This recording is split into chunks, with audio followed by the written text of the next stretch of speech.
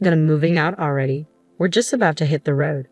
Yep, lightning fast. We'll start hauling our stuff in right after you're off. My brother-in-law, Michael, and his crew seemed to have it all figured out. As soon as we vacated the family home, they swooped in, making themselves at home like seasoned pros. Did we make the right call letting them take over? When I expressed my doubts to my husband, he just chuckled. Relax, let them enjoy their moment. They'll be knocking on our door soon enough. And true to form, a few months down the line, Michael dialed us up in a frenzy. I couldn't help but chuckle at their misplaced confidence. I'm Mary. Joseph and I crossed paths in college. He was a senior, a year my senior. Back then, that gap felt monumental, and Joseph, with his steadfast demeanor, seemed like the epitome of reliability. As my affection for Joseph blossomed, I mustered the courage to confess my feelings to him. Thankfully, Joseph reciprocated, and we embarked on a journey of love. Even as we navigated post-college life and career beginnings, our bond deepened, becoming indispensable to both of us. It was during our 5th year of working together that Joseph popped the question. Excited as I was, I couldn't shake the nerves about meeting his parents. Joseph, your dad is a successful businessman, right? And your mom comes from a well-off family. Will they approve of someone like me? With a reassuring smile, Joseph replied, You're caring and genuine, qualities they'll admire. Encouraged by his faith in me, I nervously introduced myself to his parents. So, you're Mary? We've been eager to meet you. You're just as charming and capable as Joseph described. Has he been causing you any trouble? Oh, not at all. Joseph has been nothing but wonderful to me. Just as Joseph had predicted, both his father, Daniel, and mother, Linda, greeted me warmly, instantly putting my worries to rest. It feels like you've been part of our family forever, they remarked. If we ever had a daughter, she would have been just like you, they added warmly. I earnestly reciprocated to my in-laws. I also consider Daniel and Linda as my own parents. After our wedding and honeymoon, Joseph and I found ourselves in a scramble to secure a new place as our current condo lease was ending. That's when my father-in-law made us an unexpected proposition. Actually, I'll be embarking on an overseas trip for a few months starting next month.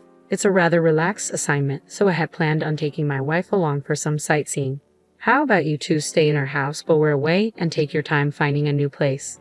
Really? That would be incredibly generous. Given our struggles in finding suitable accommodation, it was an offer too good to pass up.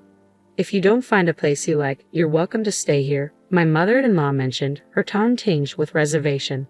That would be wonderful. Are you sure it's all right?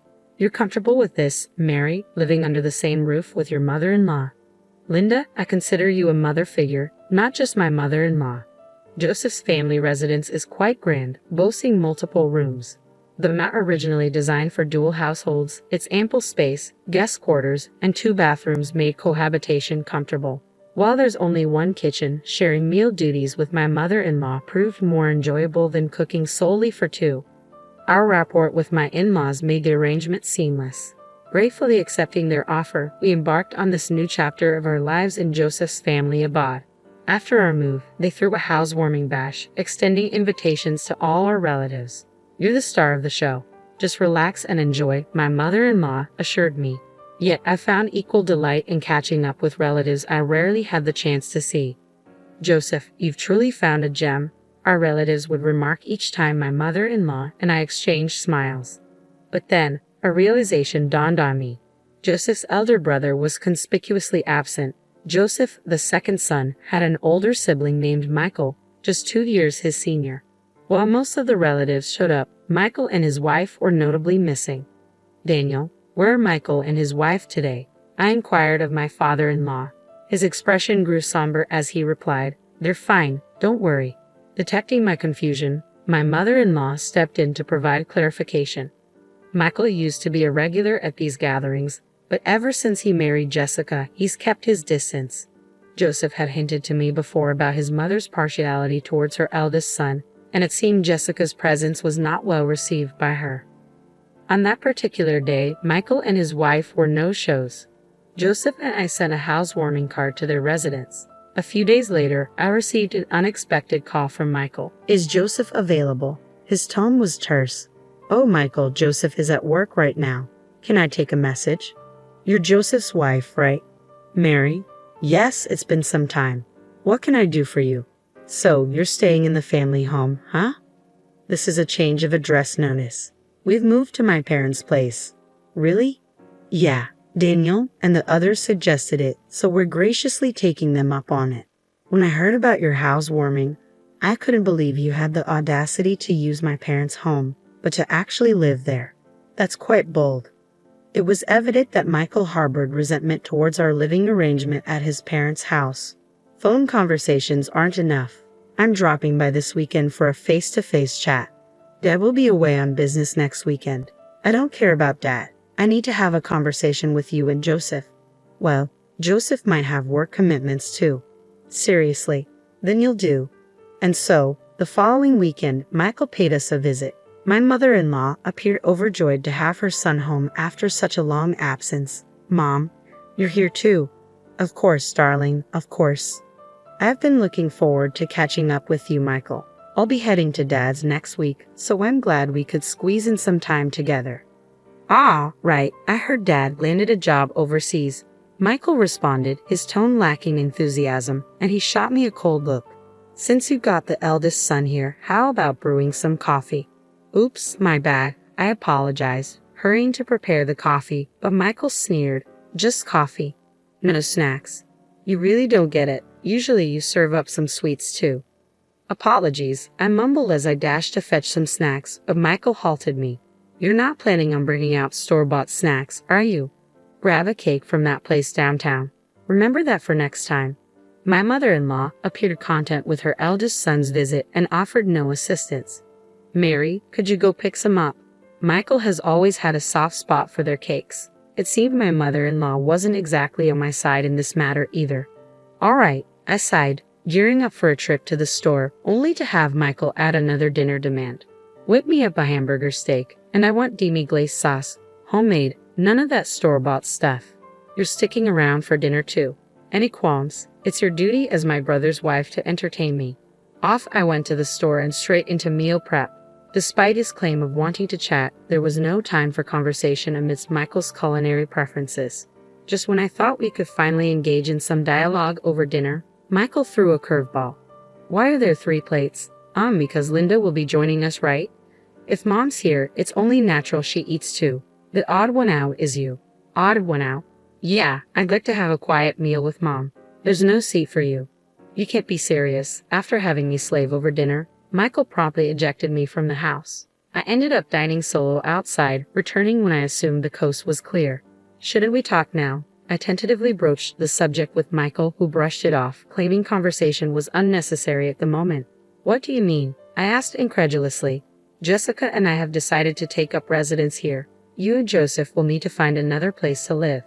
But we've already settled in. Isn't it more reasonable for me as the eldest son to stay? Mother-in-law's expression was remorseful as she addressed me. Mary, I'm sorry, but Michael appears to be finally embracing his role as the eldest son. It would bring me peace of mind if he remained here. Upon hearing his mother's words, Michael smirked triumphantly. See, even Mom agrees with me. So pack up your things and vacate the premises. With that, Michael departed in high spirits. Caught off guard, I found myself alone in the bathroom when Joseph returned home from work. What's the matter, Mary? I recounted Michael's ultimatum to Joseph. Michael said that, I can't believe he would treat you like this. Joseph seethed with anger and promptly informed his father overseas about the situation. Following his conversation with his father, Joseph approached me, saying, I'm sorry you had to endure this. Let's find a new place and establish our own home. Empowered by Joseph's support, I began packing our belongings. Just as we were preparing to depart, Michael phoned. Are you finished moving out? We're about to head out. Yes, we're all set. We'll be bringing our belongings over shortly. With that, we departed, leaving Michael and his family to move in as if they owned the place. Did we make the right decision? Watching Michael and Jessica act freely in the house, I couldn't resist venting to Joseph. Don't stress about it. Let them have their way. They'll be the ones facing the consequences down the line. And true to Joseph's prediction, a few months later, Michael called us in a panic. Hey, Dad and Mom just reached out to me. They're on their way back from the airport. What's happening? Isn't it obvious? Their overseas assignment is finished, so they're returning home. I thought they'd be staying there longer. I hadn't heard anything about their return. I thought this house was passed down to us. Our plan was to live together once they returned. You were aware of that when you pushed us out to live here, weren't you? Jessica would never agree to cohabitate with them, but their belongings are still here, right? Where did you think they'd reside upon their return? Michael grew defensive. I assumed they left behind what they didn't need. You sold it. You sold their belongings. Yeah, Jessica suggested we make some money if it wasn't necessary. My in-laws had left behind valuable possessions like jewelry and watches. Selling those items would amount to a significant sum of money. So what happened to the money? I inquired. It's gone. We blew through it like it was a windfall, Michael admitted. And what if they find out? I pressed. I suppose it's just a matter of time, he conceded. Well, then what's the plan? I asked anxiously. Mary, can you come over and lend a hand? Michael requested. Help? Why should I? I retorted. So you're prioritizing Mom's favorite over Jessica, huh? Assist me by shifting the blame onto Jessica. It's the duty of a brother's wife to protect the eldest son, Michael implored. Don't delude yourself. I wouldn't lift a finger for a disrespectful couple like you, I rebuffed firmly. Please, I apologize for everything thus far, Michael pleaded. An apology won't rectify the situation. You should be accountable for your actions. Isn't that the principle of the eldest son? Disregarding Michael's pleas on the other end of the line, I terminated the call. Later, I discussed the matter with Joseph. Joseph chuckled. Indeed, Jessica, who never saw eye to eye with Dad and Mom, would never agree to move back in. Dad even suggested we live wherever we please until they relent and vacate. He's covering all the relocation and rental expenses. I see, Joseph responded calmly, despite his earlier anger at Michael's audacity, understanding why he kept silent. I thought if I told you, Mary, you might inadvertently warn them, Joseph explained. Apologies for not speaking up, he added. No problem. I feel much relieved now, I assured him. Michael and Jessica found themselves stranded, awaiting my parents-in-law's return with no alternative housing, depleted savings, and a terminated lease. When my parents-in-law arrived back from their trip, they were livid to discover their belongings sold off. I never imagined you could be so irresponsible. There's no point in trying to reform you. Leave at once. Michael protested, but I thought you were coming back. I thought Jessica and I could stay here. Isn't Mama on my side? Even mother-in-law couldn't defend him. Michael had no intention of residing with us. It was foolish of me to hope for a change. My parents-in-law presented Michael and Jessica with the bills for the jewelry and watches they had sold and promptly evicted them. We can't afford this. We have nowhere else to go. Exactly. I'm not even employed. Father-in-law berated the knave pair. Unbelievable. You squander money you haven't earned. Repayment can't wait for months. Being unemployed isn't an excuse. Find work and start reimbursing. Father-in-law's firm tone finally resonated with them. Jessica took on multiple part-time jobs, dedicating all her earnings to the repayment. Unable to meet father-in-law's monthly installment plan, Michael's salary had to fill a shortfall. Consequently, they now reside modestly in a more economical, smaller apartment. Later, mother-in-law and father-in-law visited the condominium where Joseph and I reside. Mary, I sincerely apologize. I got carried away, believing Michael could reside with us. It's all right. It's all in the past. No, it's not all right. And Mary, I'd like to pose the question to you once more. Would you entertain the idea of living with us? Mother-in-law appeared genuinely contrite. We've always recognized that mother-in-law isn't a bad person. Joseph and I exchanged a glance and nodded. Our decision was made. Absolutely, if Daniel and Linda are agreeable, we'd be delighted to return to the house. We unanimously decided to reunite as a family of 4 under one roof. This experience seems to have deepened the bond between my in-laws and me even further.